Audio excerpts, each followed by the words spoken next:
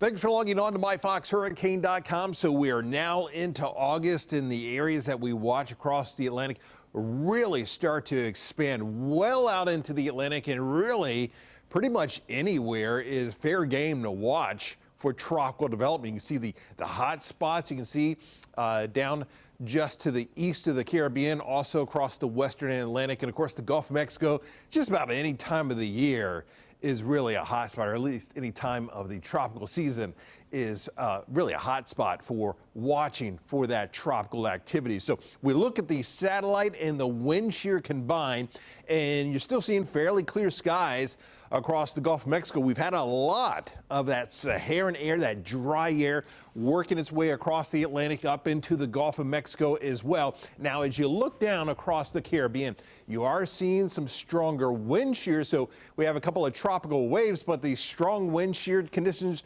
just are not conducive that we're going to see anything developing here in the short term. Looking further and further out into the Atlantic, you're seeing a couple of very weak tropical waves, limited moisture with this. We've got a lot of that dry air.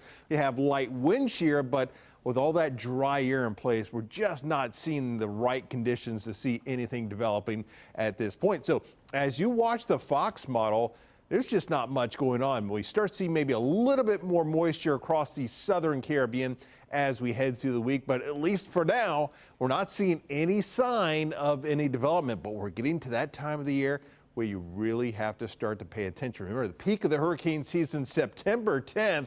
So we are now starting to make our climb up that hill. And this is when you expect to start to see a lot more of that activity, and where you really start to get an idea of exactly what kind of a hurricane season you're going to have. And of course, we're going to keep you updated right here on MyFoxHurricane.com.